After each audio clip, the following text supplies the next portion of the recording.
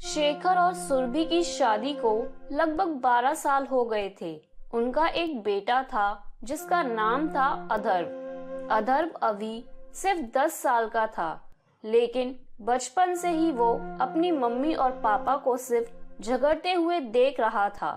शेखर और सुरभि की आपस में बिल्कुल नहीं बनती थी और उसी वजह से उनका हर रोज एक दूसरे से झगड़ा होता था।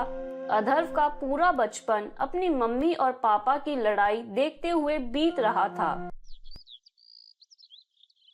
मुझे ऑफिस के लिए देर हो रही है। अथर्व को स्कूल आज तुम छोड़ कर आना। आपका तो रोज का बहाना है। मुझे घर में 36 काम होते हैं। कभी इस बारे में सोचा है आपने? मैं अधर्व को स्कूल छोड़ने नहीं जा सकती। ठीक है, फिर इसको घर बिठा लो, छुट्टी करा दो इसकी। लेकिन मैं आज इसको स्कूल छोड़ने किसी भी कीमत पर नहीं जा सकता। मेरी इम्पोर्टेंट मीटिंग है ऑफिस में, मुझे देर हो रही है, जा रहा हूँ मैं। एक मिनट, अधर्व अकेला मेरा ही बेटा नहीं है। उसकी जिम्मेदारी संभालना आपका भी काम है और मैं उसकी छुट्टी बिल्कुल नहीं करवाने वाली, क्योंकि आज उसका भी एग्जाम है स्कूल में। जितनी देर मुझसे बहस करने में टाइम खराब करोगी ना, उतनी देर में अपने बेटे को स्कूल छोड़कर भी आ जाओगी। मैंने कहा ना, मैं अधर्व को स्कूल छोड़ने नहीं जाऊंगी। थोड़ी देर में नौकरानी आने वाली है। वो अगर आकर चली गई तो सारा दिन मुझे ही बर्तन घिसने पड़ेंगे। अरे तो कौन सी आफत आ जाएगी?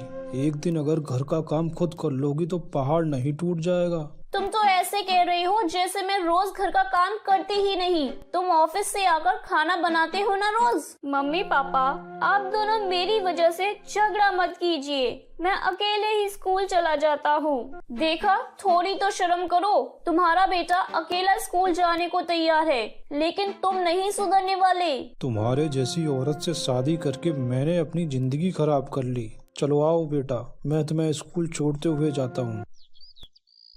कुछ दिनों के बाद, मम्मी, मेरे स्कूल में एनुअल फंक्शन हो रहा है। सबके पेरेंट्स को आना जरूरी है और मेरी टीचर ने कहा है कि एनुअल फंक्शन में पार्टिसिपेट करना भी जरूरी है। ठीक है बेटा, तुम पार्टिसिपेट करना चाहते हो तो कर लो, इसमें प्रॉब्लम क्या है? मम्मी, मुझे 3000 रुपए चाहिए पार्टिसिपेट करने के लिए। ठीक है बेटा, शाम को जब तुम्हारे पापा ऑफिस से लौट कर आएंगे ना, तो उनसे पैसे ले लेना। लेकिन मम्मी, वैसे तो आप भी पैसे दे सकती हैं। पापा से लेना जरूरी है क्या? देखो बेटा, तुम्हारे पापा वैसे भी इस घर के लिए कुछ नहीं करते। अगर तुम उनसे पैसे मांगोगे तो कम से कम उन्हें पता तो चलेगा कि तुम्हारे स्कूल में एनुअल फंक्शन हो रहा है, वरना तो बस अपनी नौकरी करने में बिजी रहते हैं। घर से तो कोई लेना देना ही नहीं रहता उन्हें।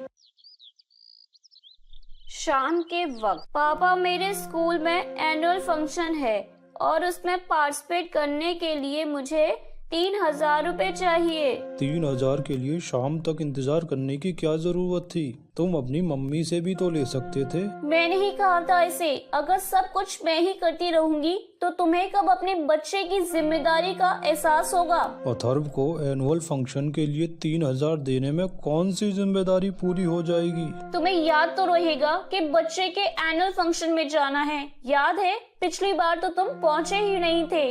अरे यार, ऑफिस में किसी जरूरी काम में फंस गया था, इसलिए नहीं पहुंच पाया। इसमें कौन सी बड़ी बात हो गई?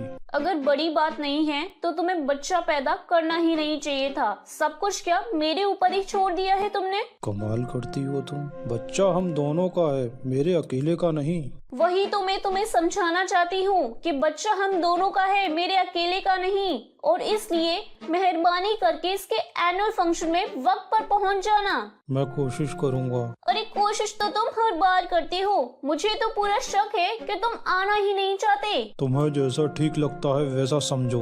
अगर तुम्हें बच्चे की जिम्मेदारी संभालनी ही नहीं है, मेरी बात सुननी ही नहीं है, तो इस घर को छोड़कर चले क्यों नहीं जाते तुम? मम्मी, आप पापा से क्या कह रही हो? बस करिए ना, क्यों लड़ रहे हैं आप दोनों? अधव बेटा, तुम अंदर अपने कमरे में जाओ। मुझे आज तुम्हारे पापा से ठीक से बात करनी ही पड़ेगी। मैं भी तुम्हारी रोज की लड़ाई झगड़ों से परेशान हो चुका हूँ। आखिर चाहते क्या हो तुम? सीधे सीधे बता क्यों नहीं देते? तुम बताओ ना, तुम क्या चाहती हो? मैं चाहती हूँ तुमसे अलग रहना, वो भी अपने बेटे के साथ। और मुझे तुम्हारी शक्ल देखना भी पसंद नहीं है। तुम मुझसे अलग रहना चाहती हो? मेरे बेटे को मुझसे दूर रखना चाहती हो? ऐसा कभी नहीं हो सकता।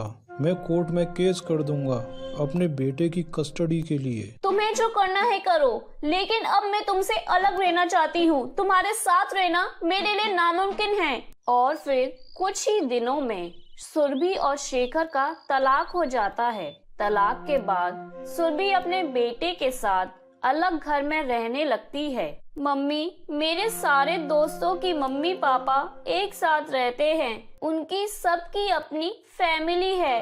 पापा हमारे साथ क्यों नहीं रहते? देखो बेटा, तुम्हारे पापा हमारे साथ कभी नहीं रहेंगे क्योंकि मैं तुम्हारी पापा से अलग हो गई हूँ। लेकिन मम्मी, मुझे तो पापा के साथ रहना था। मुझे तो पापा भी चाहिए और आप भी चाहिए। बेकार की जिद मत करो उधर। जो कुछ भी है, जैसा भी है, उसी में रहने की आदत डाल लो।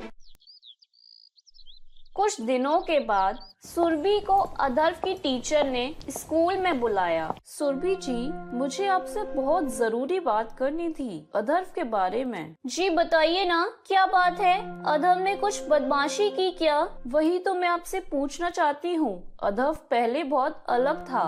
हर वक्त हंसता रहता था, शैतानी करता था, बच्चों के साथ खेलता था, लेकिन कुछ वक्त से बिल्कुल चुपचाप बैठा रहता है। आपके घर में सब कुछ ठीक है ना?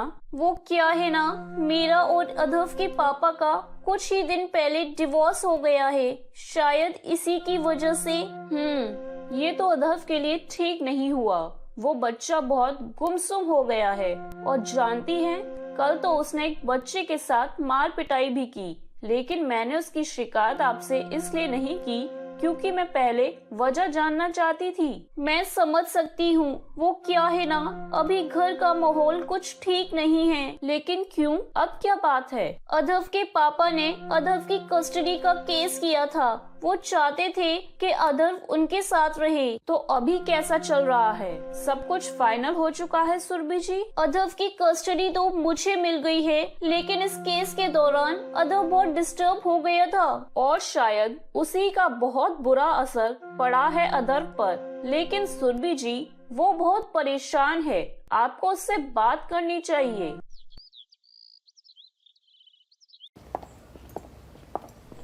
अधर्व बेटा, क्या बात है? टीचर ने कहा कि तुम आजकल स्कूल में उदास रहते हो। मम्मी, मेरे एक सवाल का जवाब दीजिए।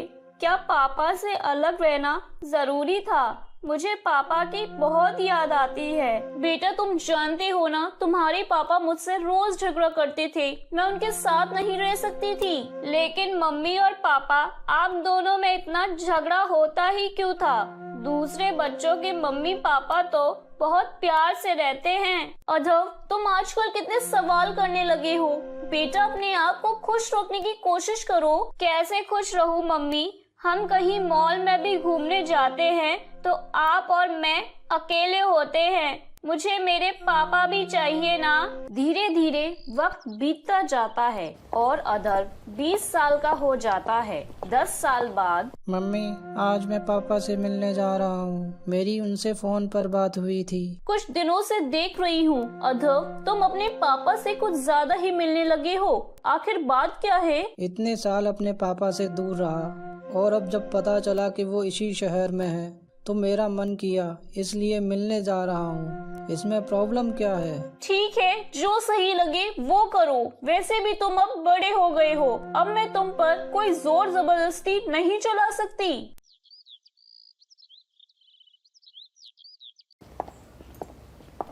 अथर्व बेटा, तुम जब भी मुझसे मिलने आते हो मुझे बहुत अच्छा लगता है। पापा, मैं तो हमेशा आपके साथ रहना चाहता था, लेकिन मम्मी और आपके झगड़ों ने हमारे घर को तोड़ कर रख दिया। देखो बेटा, इसमें अकेले मेरी गलती तो नहीं है ना। वो मैं नहीं जानता पापा, लेकिन आप दोनों की वजह से मेरी जिंदगी ही प्रॉब्लम बन गई है। ऐसा नहीं कहते बेटा। एक बात बताइए पापा, अगर आपको मम्मी से अलग होना ही था तो मुझे पैदा करने की क्या ज़रूरत थी।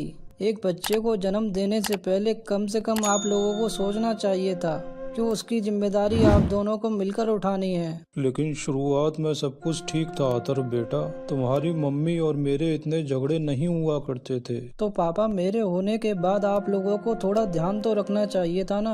आप जानते हैं कॉलेज में मेरी कोई गर्लफ्रेंड नहीं है। लेकिन क्यों बेटा, तुम तो देखने में इतने स्मार्ट हो, तुम्हें तो कोई भी लड़की मिल जाएगी। हाँ पापा, कोई भी लड़की एक डिवोर्सी पेरेंट्स के लड़के के साथ रिलेशनशिप रखने में 10 सवाल पूछती है। अथर्व, तुम्हारे मम्मी पापा अलग क्यों हुए हैं? तुम्हारी फैमिली में क्या प्रॉब्लम है? और भी न जाने क्या क्या। देखो बेटा, अब जो हो गया सो हो गया। माँ, मेरी अब जॉब लग चुकी है और मैंने अपने लिए एक फ्लैट देख लिया है। मैं वहीं पर रहूंगा। लेकिन क्यों अधर, तुम हमेशा से मेरे साथ इस घर में रहे हो, अब अलग घर लेने की क्या जरूरत है? माँ, मुझे अपने हिस्से की प्राइवेसी चाहिए। मैं अलग रहना चाहता हूँ। वैसे भी मैं अपनी जॉब में बहुत बिजी रहता हूँ, देर रात ऑफिस से आता हूँ। आपको प्रॉब्लम होगी। अरे कैसी बात कर रहा है अधर, मुझे कोई प्रॉब्लम नहीं होगी, तुम कभी भी घर आ सकते हो बेटा। लेकिन माँ, अभी अभी मेरी गर्लफ्रेंड बनी है और वो मेरे साथ रहना चाहती है। अब इस घर में तो हम साथ नहीं रह सकते ना। साथ रहने की क्या जरूरत है अदर? अगर तुम दोनों एक दूसरे को पसंद करते हो तो शादी कर लो। मैं तुम्हारी शादी के लिए हाँ कर दूंगी, चाहे लड़की कोई भी हो, कैसी भी हो, मैं तुम्हें मना नहीं करूंगी। माँ, मैं शादी नहीं करना चाहता। मैंने आपको और पापा को शादी के बाद इतना झगड़ते हुए देखा है। मैं शादी के लिए बिल्कुल भी रेडी नहीं हूँ और मेरी गर्लफ्रेंड भी नहीं है। लेकिन बेटा प्लीज घर छोड़कर मत जाओ। सॉरी माँ, जब मैं छोटा था तब मैंने आपसे बहुत बार कहा था कि पापा से अलग मत हो, तब आपने मेरी कोई बात नहीं सुनी। अब प्लीज मुझे जाने दीजिए। और इस तरह अधर अपनी माँ का घर छोड़कर चला जाता है। इस वजह से सुरभि बहुत दुखी होती है। जब शेखर को इस बात का पता चलता है तो वह सुरभि से मिलने उसके घर आता है। इतने साल हो गए हम दोनों को एक दूसरे की शक्ल देखे, एक दूसरे से अलग हुए। ठीक कह रही हो शेखर, हमने अपनी लड़ाई झगड़े के चक्कर में अपनी जिंदगी बस ऐसे ही गुजार दी। एक दूसरे की जिंदगी का तो पता नहीं सुरभि, लेकिन हमारे बेटे की लाइफ खराब हो गई। सही कह रहे हैं आप, मुझे अपने गुस्से पर कंट्रोल रखना चाहिए था, आपसे अलग नहीं होना चाहिए था। आज मेरा बेटा घर छोड़कर चला गया तो मुझे इस बात का एहसास हो रहा है। गलती तुम्हारे अकेले की नहीं है सुरभि। आज अतर शादी नहीं करना चाहता क्योंकि उसकी नजर में शादी का मतलब सिर्फ लड़ाई झगड़ा होता है, और कहीं न कहीं तुम्हारे साथ मैं भी इस बात के लिए जिम्मेदार हूँ। तो मेरे प्यारे दोस्तों, कैसी लगी आपको मेरी ये कहानी? मुझे कमेंट करके जरूर बताएं और इसे अपने दोस्तों के साथ शेयर करें। और हाँ दोस्तों, अगर आपने अब तक मेरे चैनल को सब्सक्राइब नहीं किया है तो जल्दी से नीचे वाला काला बटन दबाकर सब्सक्राइब कर लें। तो मिलती हूँ मैं आप सभी से फिर एक नई कहानी के साथ। तब तक के लिए आप अपना ध्यान रखें। बाय बाय दोस्तों।